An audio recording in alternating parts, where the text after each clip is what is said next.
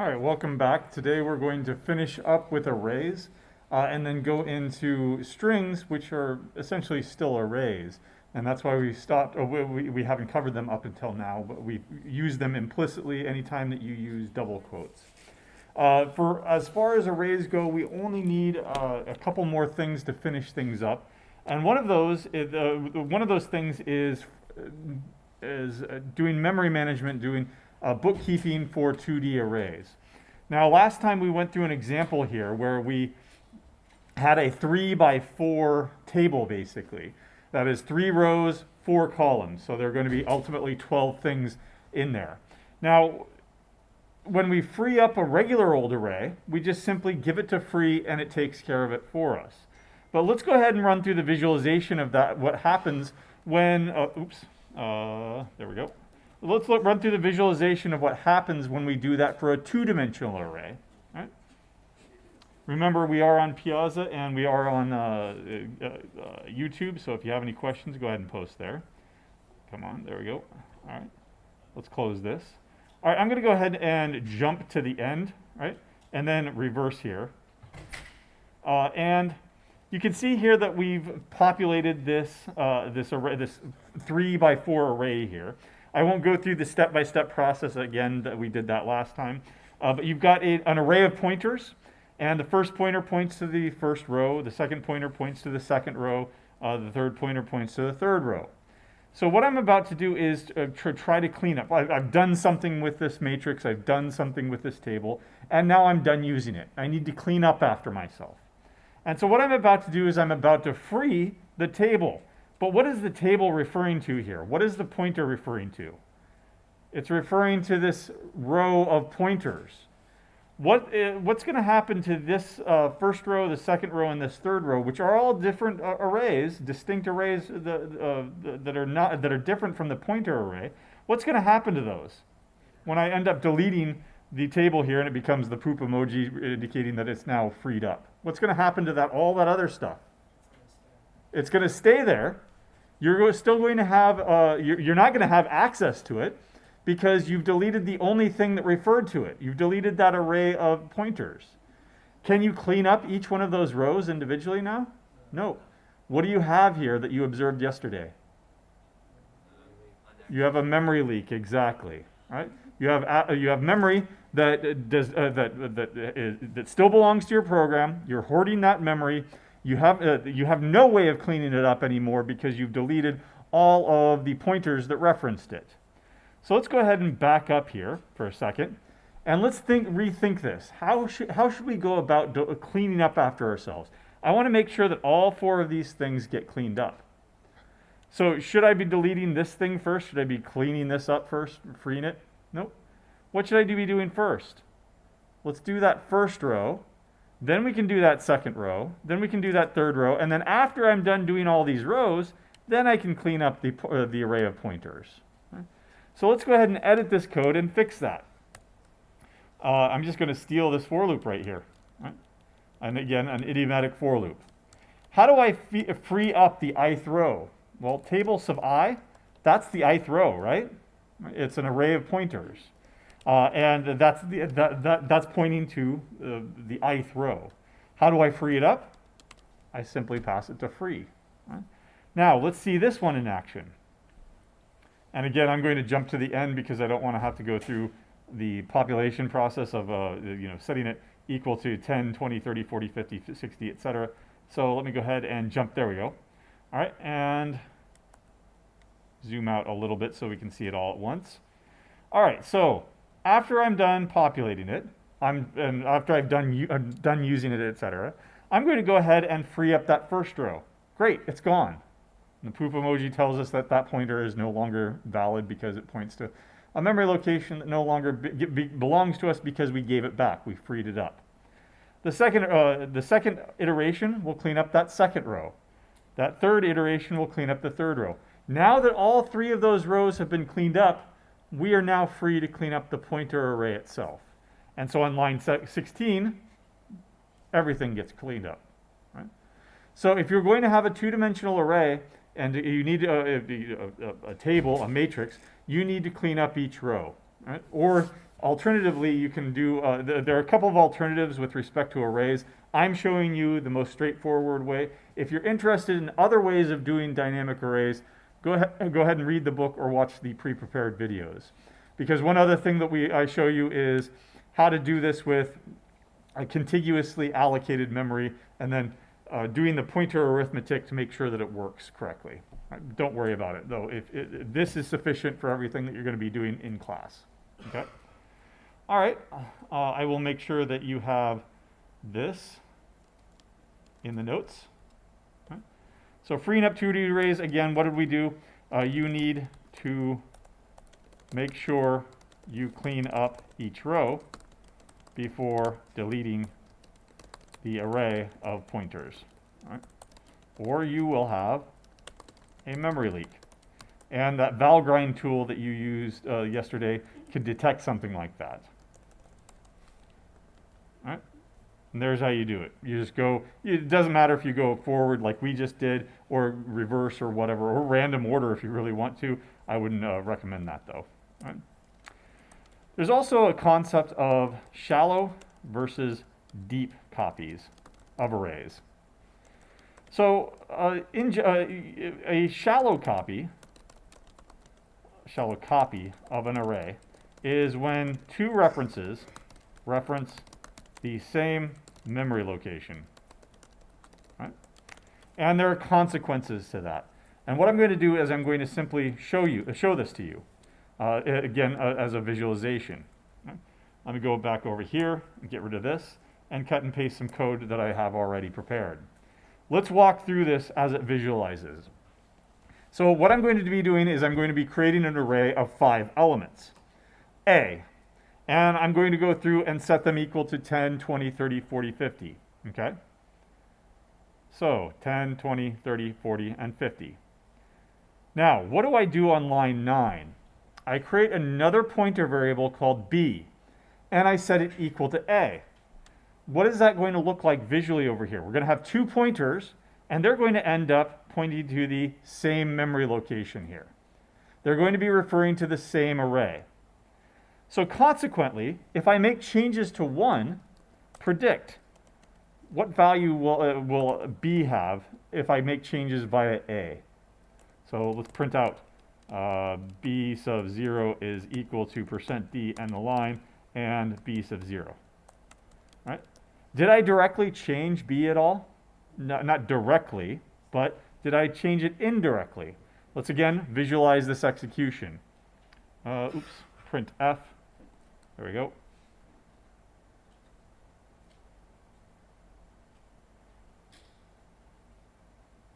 All right, close that. All right, and again, I'm going to quickly step through this. 10, 20, 30, 40, 50. All right, I'm making B point to A, and then I'm going to change the first value in the array referred to by A to 42. When I do that, do you see what happened to B? B is referring to the same array.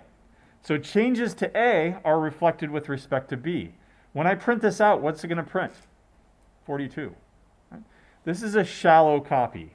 And consequently, changes to 1 are going to affect the other. Right?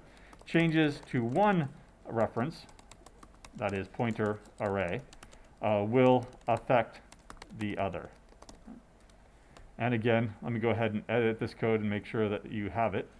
This is a shallow copy.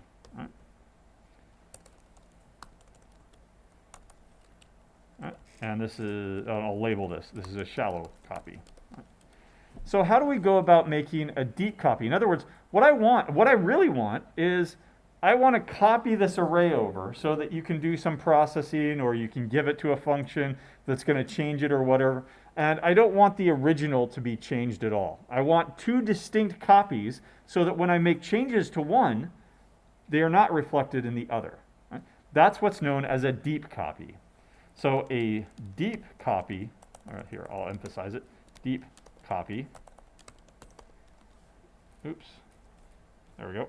A deep copy of an array is a distinct array, different memory address, but with the same values. Okay.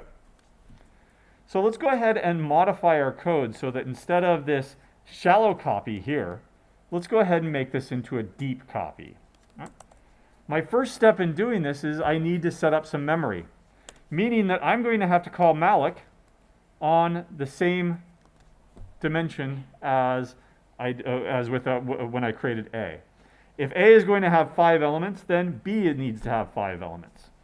Now at that point, does B contain the same values as A? Does B contain 10, 20, 30, or 10, 20, 30, 40, 50? No, because there are no default values. In fact, what's in there right now? Garbage, dead beef, zeros maybe, who knows? So what I need to do is I need to go into a for loop here to copy those values over. B sub I will end up being equal to A sub I. And I've successfully copied over each element. So that when I make a change to 1, say A is equal to 42 now, after I copy it, I'll set A is equal to 42, and then I'll printf B sub 0 is equal to %D end the line, and B sub 0. Now is that same change that I observed before of changing both A and B to 42, is that going to be here? Again, let's visualize this execution.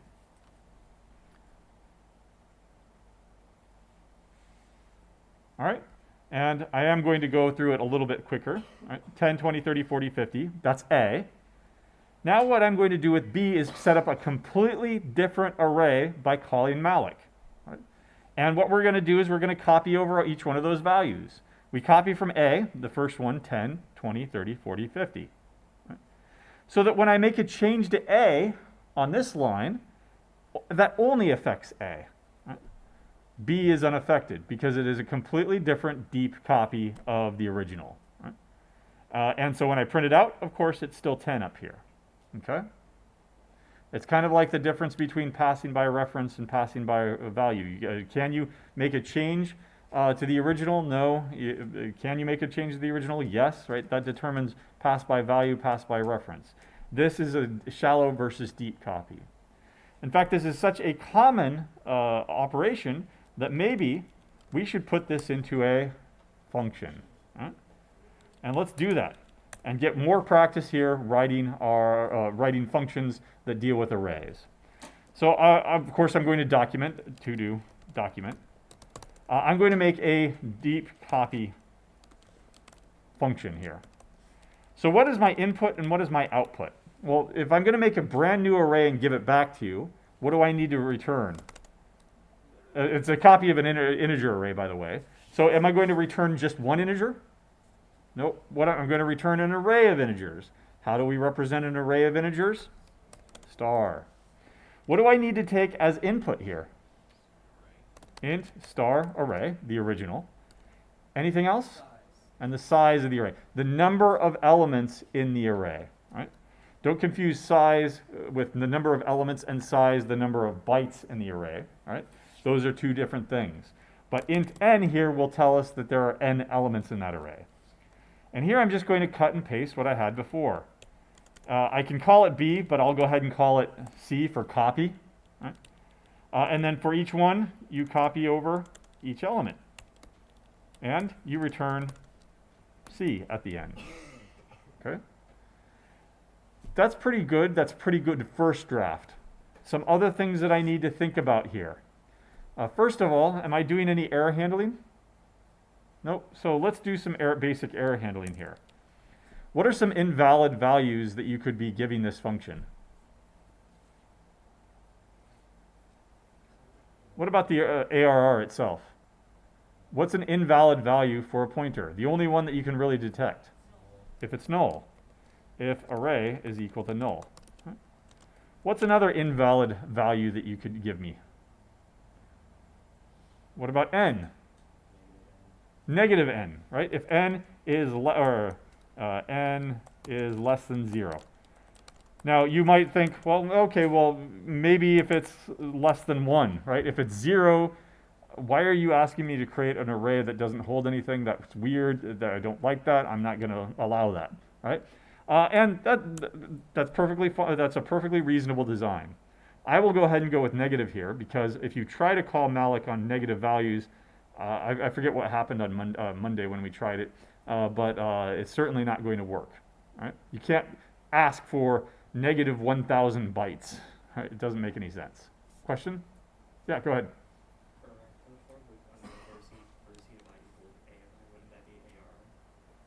You're right. Thank you. Right. Otherwise, now as far as error handling goes, what could I return here? Could I return 1? There's my error code. What is my return type? It's an integer pointer. So if I returned 1, I would be saying, I created your copy of your array for you. It's over there at memory location 1.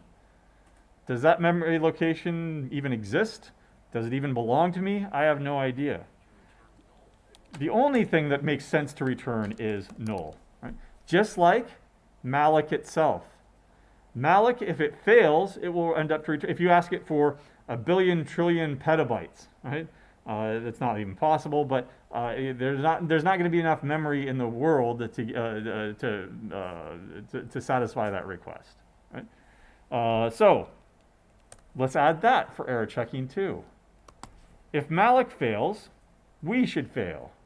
Right? So if malloc says that I was not able to allocate that size of an array, then I will go ahead and print an error message, cannot allocate memory, right?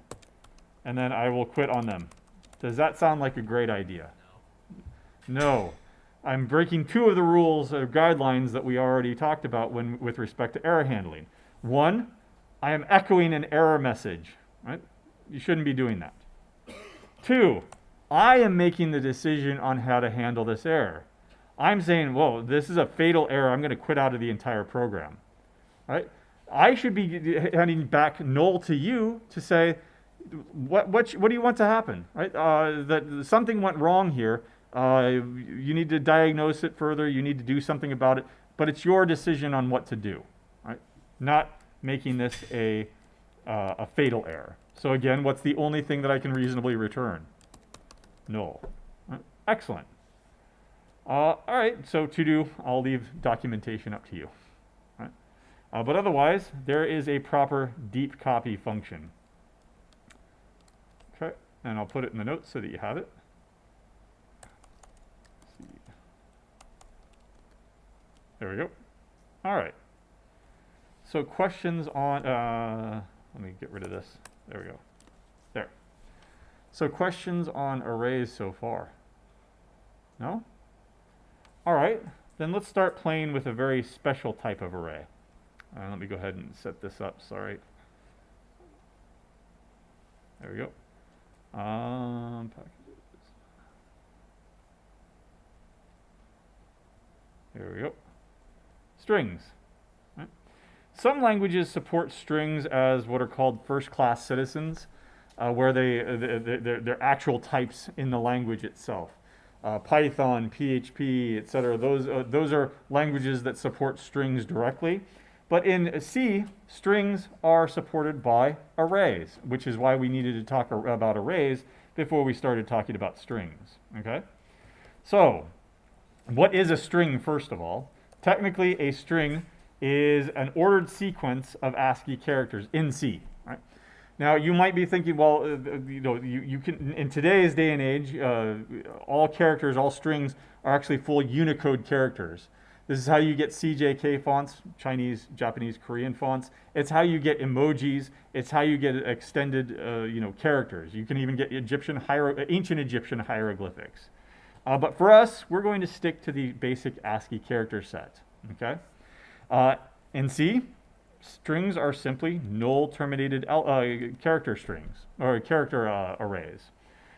So we have int star, we have double star, and now we're going to start playing around with char star, or character star, however you want to pronounce it. Okay, and this will be my string. In fact, I'll just say S for short here. Okay, we've seen this before. In fact, it's highlighting it for me right here. Char star star. So if double star is an array of doubles, and if int star star is a table of integers, then char star star must be a table of characters. Each row is a string. It's one array of characters. Okay. But char star is how we define a string. Right. What does it mean to be null terminated? Right. So in C, a string must be null terminated. Right? What that means is it must end with the special character /0. Right? That is a single character. It is not two characters. The backslash there, that is an escape character, just like when we go \n. That's a special character to go to the next line. It's not two characters, it's one character, it's the next end line character. /t or \t, that's the tab character. This is a special character. If you look at the ASCII text table, it is in the ASCII text table. Where do you think it is? 0, right? So capital A has a value of 65, I think.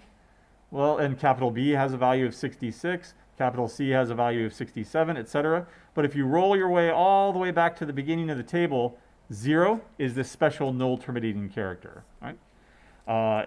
It is not the end line character. Right? It is not /n. It is not 0. Right? 0, the character 0 is, with single quotes there, 0, not /0. It is not null. Right? We've got a lot of things in C that represent nothing: void, 0, null, right? The pointer null, and now yet another one called the null terminating character. Right? False would be another one. 0 is always false. Any non-zero value is true. Right? Now, what does this mean for us? Okay, so let me go back over here, and I'm going to create a string initially.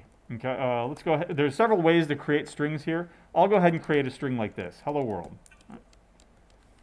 How do you think we print strings, by the way? I think we might have implicitly said it before, but I'll call this a message is equal to, and then I'll call this, instead of S, I'll call this message. Okay. What placeholder do you think I use for a string?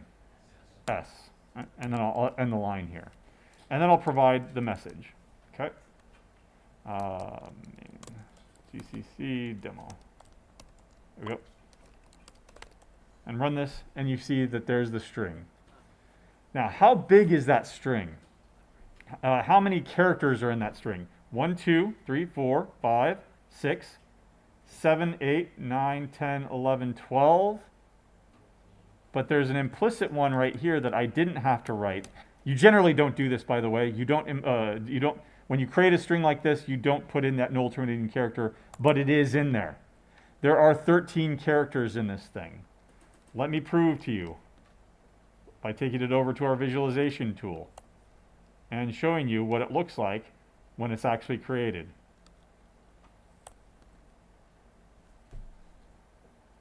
So we said that there were 13, so that would be indices 0 through 12, right? And indeed, that's what it looks like. 0, the capital H, 1, lowercase e, LLO, a space is a character, right? Hello world all the way down to, and what's that last character right there? The null terminating character, okay? That's the end of a string. When you declare and create a string that looks like this, it only it creates just enough memory just to hold what you gave it, okay? There are a couple of other ways of doing this. For example, I could have a static string, right? And I could give it way more room than I need it to. I could say, make me an array of 20 characters, that can hold 20 characters, and then set it equal to hello world with an exclamation point again. Right? This is another way of doing it. Let's take a look at the visualization tool and see how that's different. Edit. There we go. What this is going to do is it's going to create an array of size 20, and then it's going to put hello world in it, along with the null terminating character, and then a whole bunch of unused space. How many characters were in there to begin with? 13, including the null terminating character. So 0 through 12 will end up being initialized. And then what about all this other stuff over here? Well, this is probably the compiler filling that up with null terminating characters. But where's the end of the actual string as far as C is concerned? Hello world, the first null terminating character that I see, that's it. That's the end of the string, right? As far as printing goes, because if I were to actually run this and print it out, right, it's not going to print out null terminating characters because null terminating characters are not printable characters. Right? Let's go ahead and edit this code, and I'll show you what you can do with this now. So we'll print it out once, and then what I'll do is I'll cut it short. Instead of saying hello world, I'll simply just say hello. 0, 1, 2, 3, 4, 5. So if I set the index of 5, message of 5, that's not the 5th character, that's the 6th character because we start at 0. And if I set that manually to the null terminating character right here, I'm only changing one character. But when I print it out, it won't print hello world anymore. It'll simply just print hello. That doesn't change the fact that world exclamation point is still being stored in the array. It doesn't change the size of the array. It doesn't shrink the array. But for all intents and purposes, that will only be a string containing hello. And again, let's visualize this.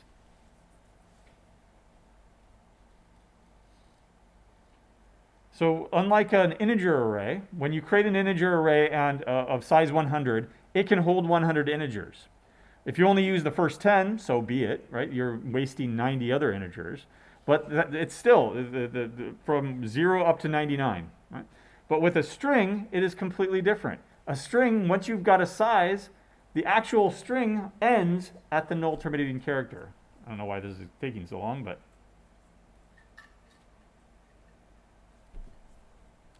All right, I'll make sure that I've got that.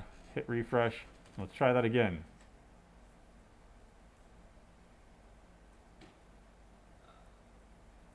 Ah, darn. All right. Fine. I'll do it here. Print out the message. And then what I'm going to do is I'm going to restore that. Message sub5 is equal to, I don't know, underscore instead of the space. And then I'll print it out again. So this should print out hello world, then just hello, then hello underscore world. Save it and run it. And you can see the results there. Hello world, hello, then hello underscore world. So you can modify the contents of strings by looking at individual characters. You can change caps to lowercase. You can zero it out entirely. I'll make them all null terminating characters. Let's see if we can, yeah, there we go. So here's the visualization. Hello world, and then a bunch of null terminating characters. Line 5, well, we print out hello world. Then line 5 changes the 6th character right there to a null terminating character. And so essentially, this is the only part of the string that matters anymore. Right? But it doesn't change the size of the array. It doesn't change the rest of the contents of the array. Right? What if we don't null terminate something? Right? All right, let me go ahead and come back over here. And let's go ahead and create a dynamic string instead. Char star message. And I'll go ahead and create a character array. Char star malloc. Right? This is no different than what you've been using for integers or doubles or whatever else. Right? And I'll go ahead and have a length value here. Length. Right? And I want to store in HELLO. Okay? Let's go ahead and just get rid of all this. Okay. Malloc size of. Now, if I want a character array, how many bytes does a character take? Typically just 1 because of the ASCII text table, but should I write just 1? Nope, I should still put in char. Times the length. Right.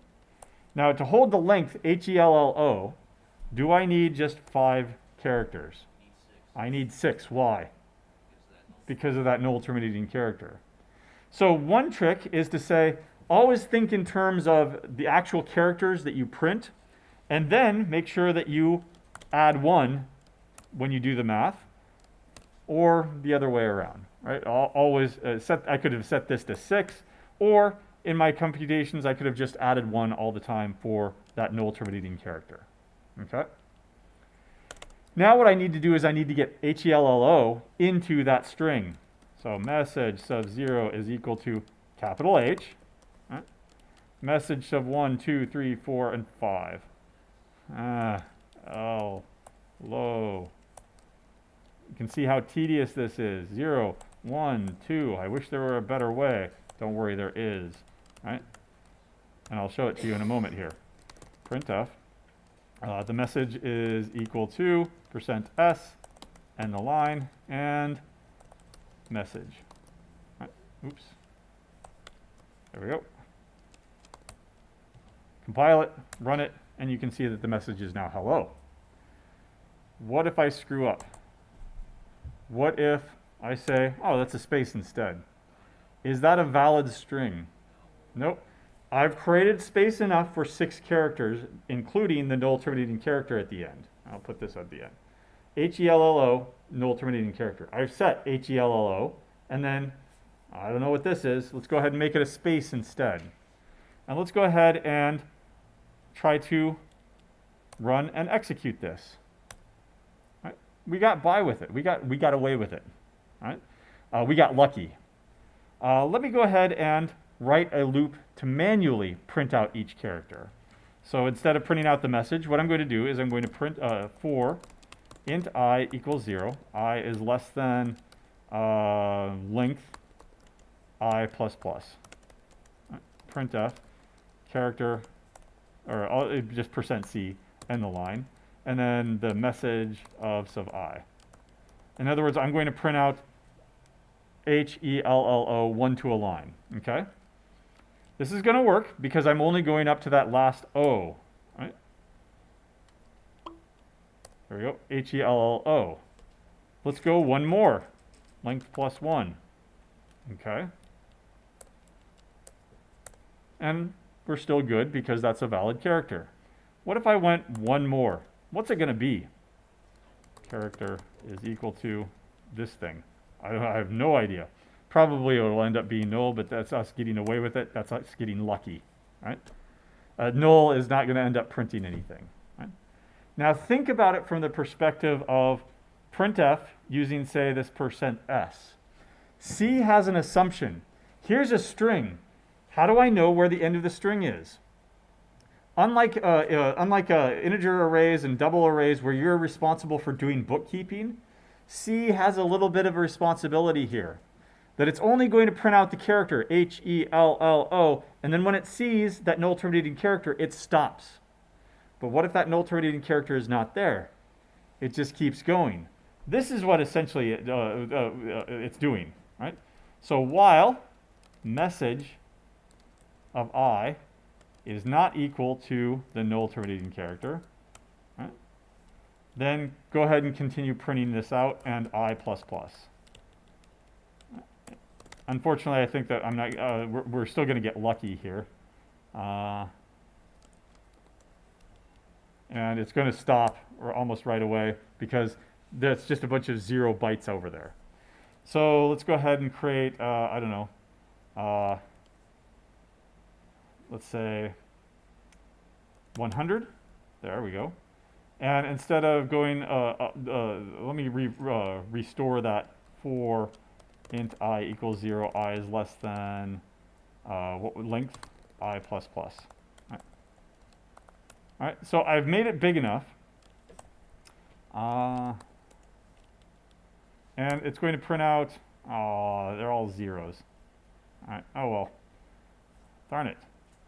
You are too good. 10,000? Something that's definitely bigger than a page. All zeros, really? Darn it. Okay, anyway. Remember when we created an integer array, a static integer array, and it was filled with, mostly it was filled with zeros? Well, that's because, that's what you're seeing here. But sometimes you saw garbage values, right? Let me go ahead and do this with a regular old static array here, 1,000. There we go. And we don't need this, so I'll get rid of this. And length I'll set that equal to 1,000. And let's see if we can force it to, oh, sorry, get rid of this. Let's see if we can force it to print out garbage now. There we go.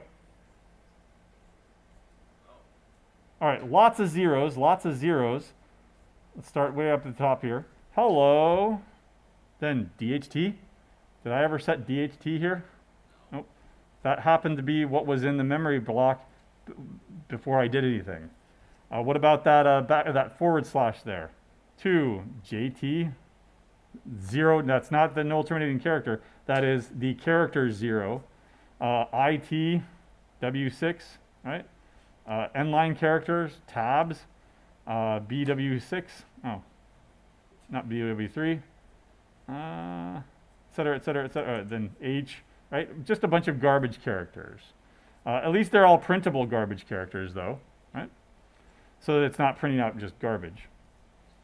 But the takeaway here is that a string is not valid in C unless it is null terminated.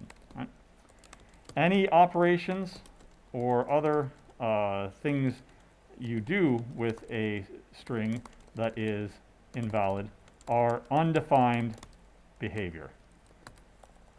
You cannot expect any of the, say, string libraries to work properly if you do not have a null terminated character. Okay? So again, all strings must be terminated with that null terminating character. Okay? If you don't null terminate your character, it won't operate correctly. And there we go. We've already gone through all of this, so I'll go ahead and copy it over and then review what we just did as a demonstration.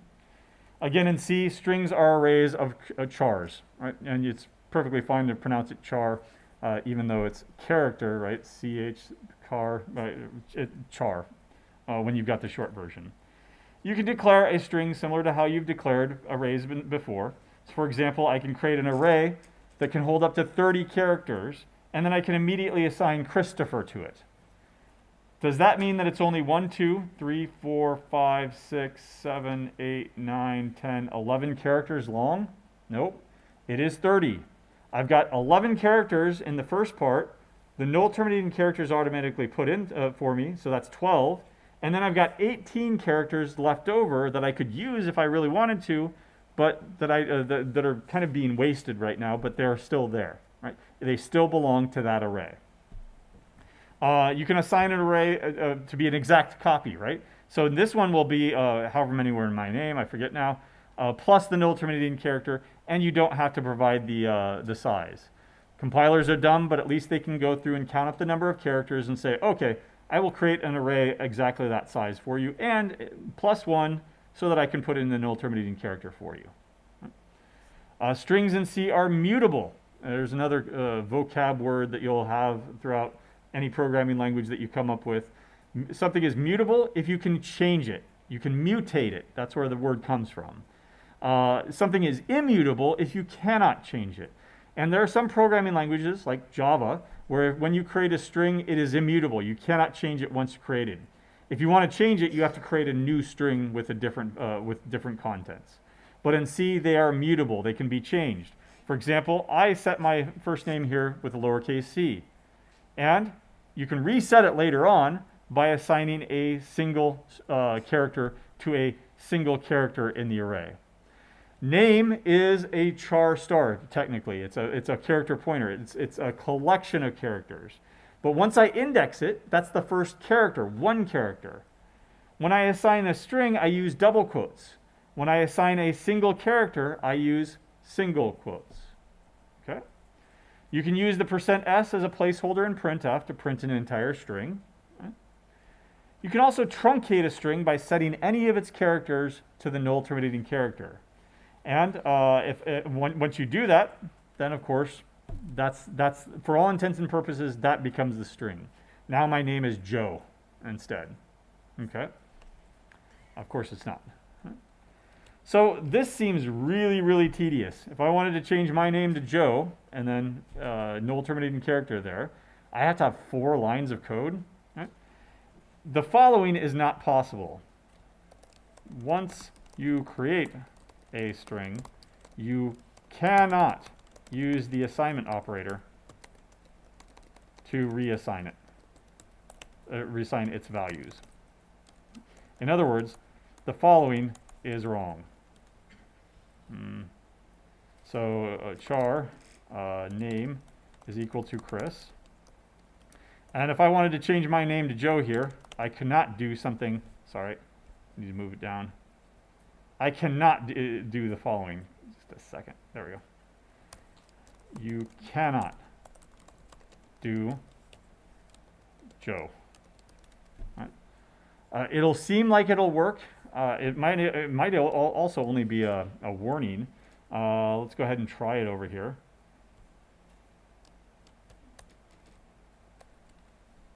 Oops. There we go. You cannot do the following and expect it to work. So I wonder what will yeah, oh, it's an error, right? So it's not even a warning. It's a compiler error. You can't do something like this. It's not going to let you. You can only use the assignment operators for single characters. So this begs the question, is there an easier way? Do I have to do it like I did up here? I would like to do something like this, but I can't, okay? So how do I do string assignments? There is a string library, right? So the string library, and where do you think that's located? String.h, right? Provides a lot of different functions, provides a large, many different functions that make operating on strings easy. To copy one string, the contents of one string into another, you use strcpy. And you will find that this is a pattern all over the string library. str, short for string, and then the operation, cpy. cpy, short for copy. Wow, we saved one letter there, right? In total, we saved 4 letters. But again, if you're thinking about 40, 50 years ago, and you could shave 4 bytes off your source code, you did it, right? Because you were paying your hard drives were not even megabytes yet, right? They were kilobytes or something like that, right? Here is the full prototype of the function. strcpy takes 2 arguments, right? It takes a destination and a source. What is the destination? It is a char star, a string. What is the source? It also is a char star, right? A string. But what else do you see here? Const. Do we remember what that was used for? Constant array, meaning that you are making the promise that you will make no changes to it. Right? In other words, strcpy here is saying, I'm not going to touch your source. I'm going to take and copy what's in source into the destination. Do you see a const in front of the destination? Nope. That's basically like another promise. I promise I will be changing your destination string. Okay?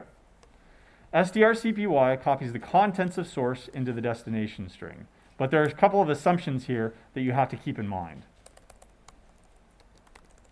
Let me give myself some more room. There we go. Now it'll always come up. It assumes that source is big enough to hold what you are copying, right? Including the null terminating string. Or not null terminating character. There we go. Including. There we go. All right.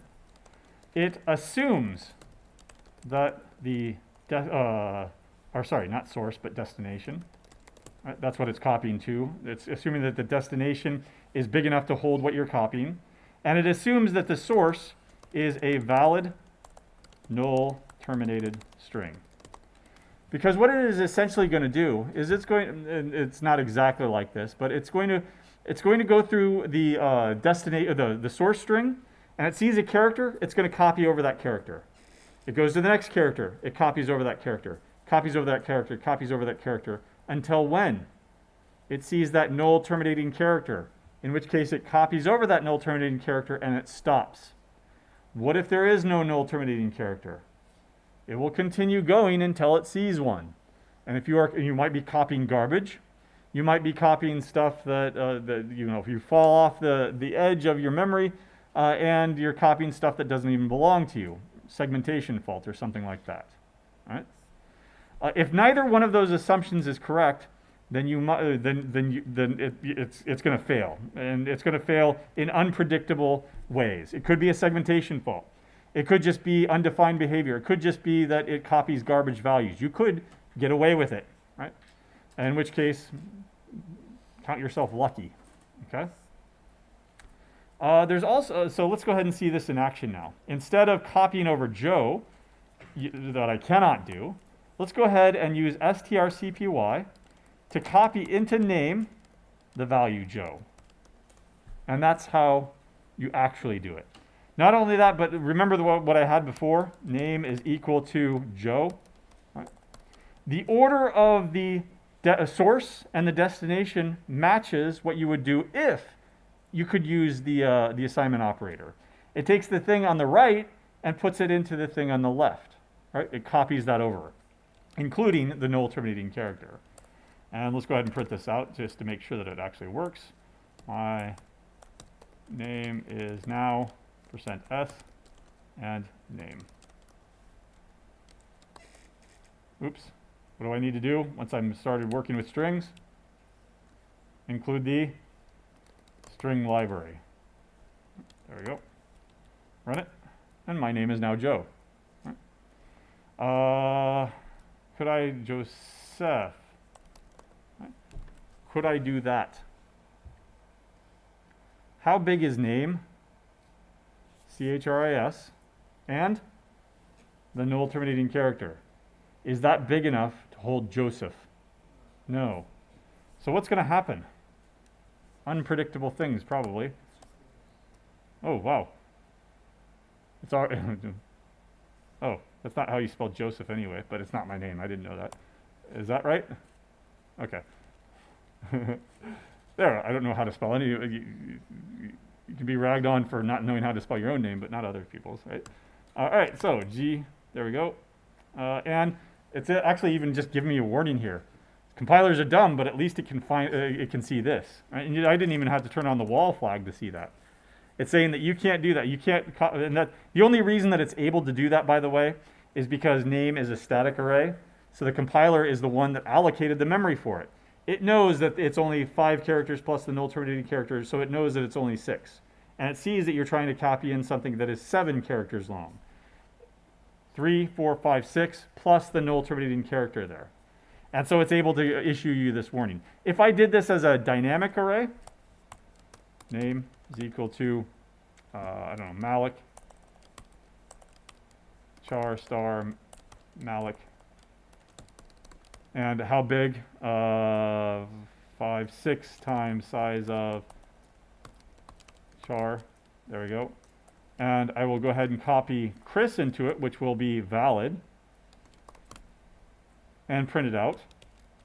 Then I'll try to copy Joseph into it and print it out, and it will be invalid or undefined behavior. Now the compiler is so dumb that it's not able to figure this out. Right?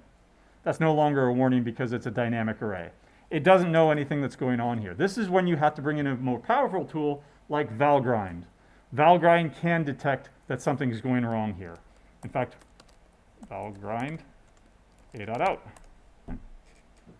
And there were 3 errors from 3 contexts. I don't know what the 3 errors were, but 6 bytes in one block are definitely lost. Okay, so there's a memory leak, but also there is, there we go, here's what I want. Invalid write of size 1. Where does that size 1 come in? We had CHRIS, the null terminating character, that's 6. Then we tried to copy in Joseph, JOSEPH, and then one more null terminating character. That's where that write of size 1 comes in. Right? It was an error. And valgrind was able to detect that at runtime. Okay? let's go ahead and just run it by itself without Valgrind. And if we just run it, it seems like everything was okay. But if this were a much larger program, we've introduced some corrupted memory, it's probably going to fail later on. Right? And that's why sometimes when you run your own test cases, oh, it works on CS50 for me, but then when we run it on the grader, it doesn't, because the grader is much larger. It's testing thousands of things. And an error introduced on step 1 may not show up until step 1,000,000, at which point it fails and it errors out. So run through Valgrind to see if there are any errors. Right? With your stuff, that is. Right? Okay? All right. So there's another option. You can use a byte-limited version of it called STRN CPY. The extra N there is saying that I only want to copy over a certain number of bytes. I only want to copy over N characters. And it has a slightly different signature. There we go. Oops. There we go. It still has a destination. It still has a source, which I've truncated here for brevity and so that it'll actually fit. There we go. And then it takes this other third argument, N. Don't worry about size T for all intents and purposes. That's the same thing as malloc, and you can treat it as an integer. Right? It's only going to copy the first, at most, N characters over to the destination string. Right? And that's where the N comes in. So if I say, I want to copy Christopher, but I only want to copy the first 5 characters, CHRAS. Right? You can specify that by providing a 5 as the third argument here. Right? But its behavior is a little bit more complex than that. If it sees the null terminating character within the first N bytes, or within the first N characters, that's where it stops. So either it will copy over N characters, or it will see a null terminating character, and it's just CH null terminating character, and then it'll stop there.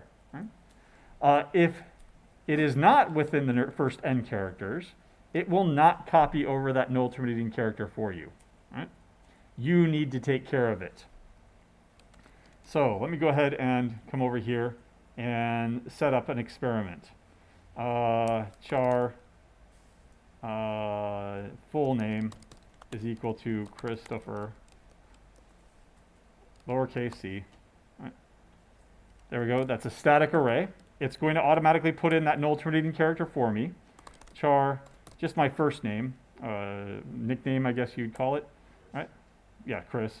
But I'm not going to call the variable Chris. That would be confusing. I'll go ahead and make this just big enough to hold Chris. CHRIS 5, and don't forget that null terminating character, 6.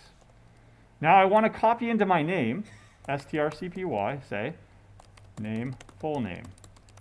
Is this going to be valid? Can I shove Christopher into just Chris?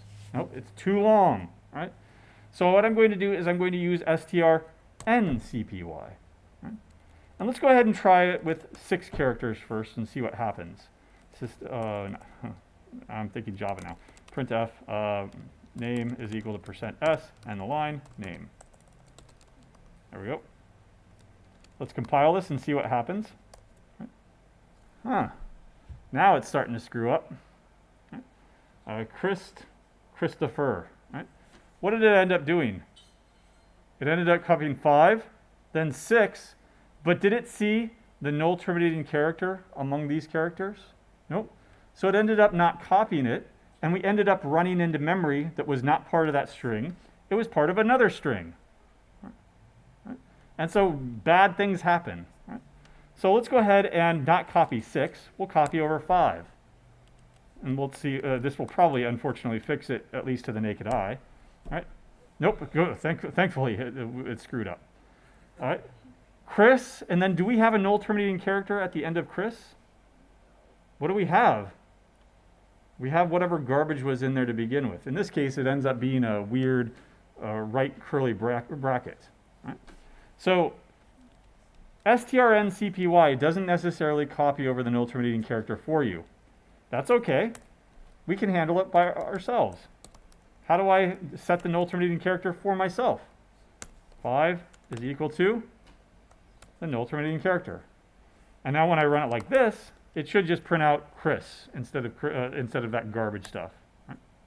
Yay, we did it. It copied over CHRIS. We manually put in the null terminating character, and it was a valid string. Okay? To do this, often you'll need to know how long that string is. Because, for example, if I'm going to copy a string, one string into another string, I need to set up memory so that it's big enough for it. So I need some sort of way to determine, here's a string, how long is it? How many characters are in there? And there's yet another function in the string library to do that. Right? The string length function. The length of a string is the number of characters in it, not including the null terminating character. Right? Now, as far as memory goes, and as far as the size of arrays go, that null terminating character matters. When you allocate memory, you need to make sure that you're adding 1 to accommodate it. When you are creating a string and the compiler does it for you, it automatically expands it out 1 more for that null terminating character. But if you were to ask the string library how many characters are in CHRIS, it would say 5. Implicitly, there's this last null terminating character there, but it's not part of the actual string contents. It's something that's needed by C to determine where the end of the string is. So when you call this function, it ends up telling you that it's 5. Right? And the function's name is, what do you think? If copying a string is strcpy, what is determining the length of a string? strlen, right? strlen, right? Can be used to determine the length of a string. So what we'll end out on today is we'll see this in action first of all. Yeah, here we go. So we'll see this in action. Int n is equal to strlen of full name. And then we'll use it in an exercise. Int m is equal to strlen of just name. Right? And printf lengths are %d, %d. And I'll print out n and m. So you tell me, what's it going to end up printing out? My full name has CHRIS, T-O-P-H, I did spell my own name wrong, P-H-E-R, right? This is just a typo. I know how to spell it. Now I lost count. What is it going to be? I think 12? 5, 6, 7, 8, 9, 10, 11. Okay, 11. Right? And then M will end up being just, what is it, Chris? Yeah, CHRIS, so 5. So my prediction here is 11 and 5. And yay, it was. Obviously, I didn't put an n-line character here to make it look nicer, but I can. There. Christopher has 11 characters plus the null terminating character. CHRIS has 5 characters plus the null terminating character in the array. But strlen does not count that. Now that we have a way of determining the length of a character, we have a way of making a dynamic string that is just big enough to hold another string. For example, let me go ahead and create a deep copy of this string now. Right? So I've got my full name here. What the task or the exercise that I want is make a deep copy that is a dynamic array of characters of a string. Right? In this case, full name. So what are the steps to this going to be? To make a deep copy, what do I need to do first? We just did it in the other, with respect to integers. The first thing I need to do is, int star, copy. Nope, what's it going to be? It's a string now, so it's going to be char star copy. Okay? And I'm going to call malloc, char star, malloc. How big of an array do you want in order to hold Christopher? Now, of course, we already counted them, 11 plus 1, 12. But I'm not going to hard code it like that. I'm going to ask the string library to tell me how many characters are in that string times size of char. That's how much memory, how many bytes I want. Now, is that correct? I need to add one more y for the null terminating character. This will technically work, but it's only because size of char is probably going to be 1. So 1 times 1 is, of course, plus 1. That's not how you should do it, though. Right? It should be 1 times size of. Right? That's a much better way of doing it. If you advance 20 years and see updates so that it does use Unicode characters aren't a single byte. They're 1, 2, 3, or even 4 bytes, right? Because there are so many of them. Like emojis and stuff like that, right? Yeah, emojis. That's what they're called, right? All right, so I've created a memory. Now, what's in the contents of this string right here? Who knows? Garbage. So can I say copy is equal to full name again? Nope. In fact, this won't even compile, remember? Oh, no, it's just a warning, sorry. Copy is set but not used. Okay, fine.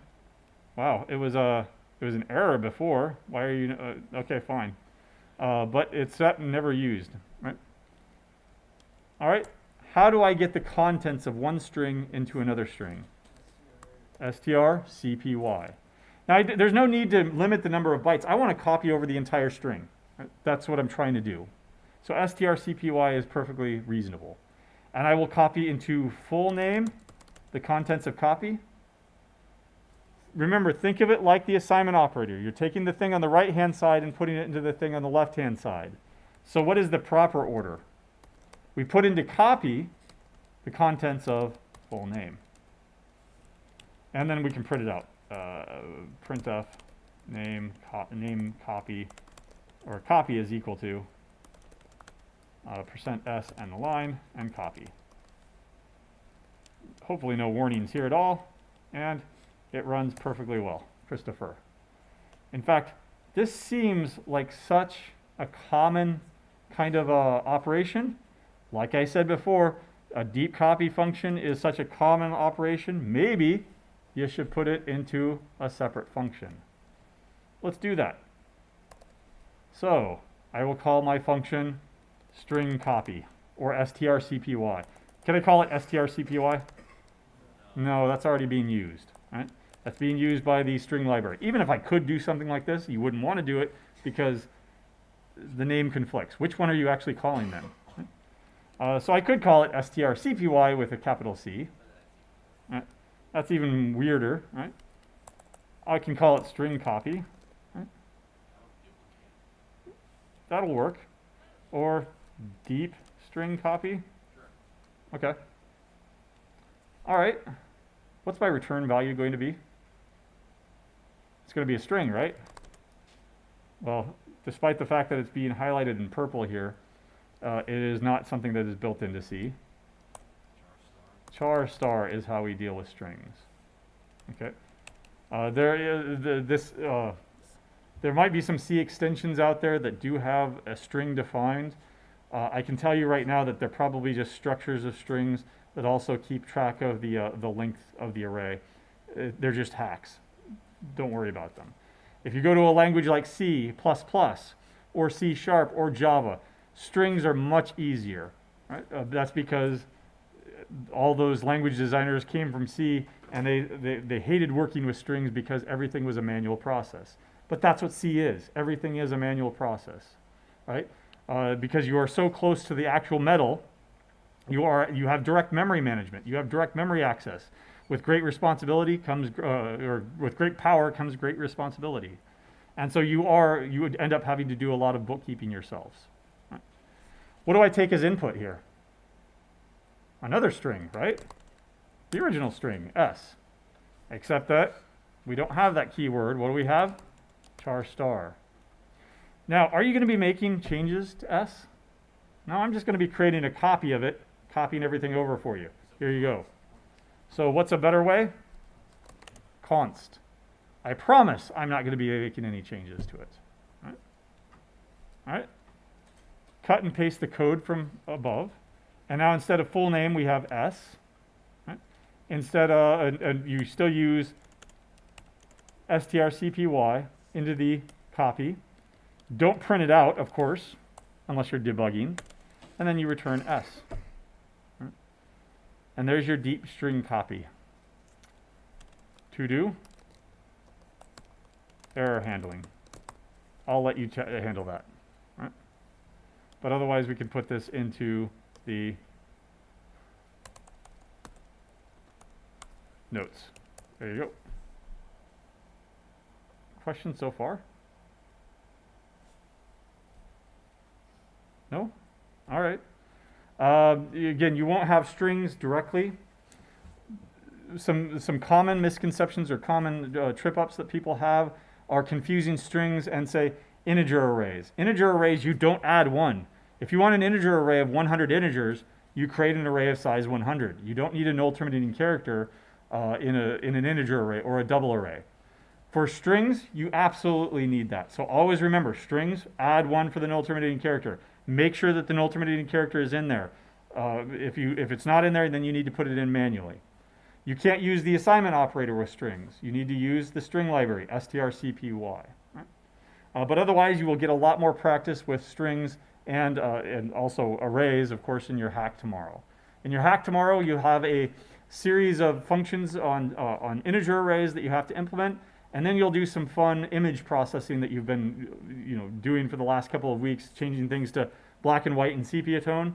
You're going to actually take a two-dimensional image, and then you're going to start manipulating it, flipping it upside down, flipping it mirror, rotating the image. And to do that, you just need two-dimensional arrays. Okay? Because what is an image? It's just a row of pixels, columns of pixels, right? And that's it. All right, good luck.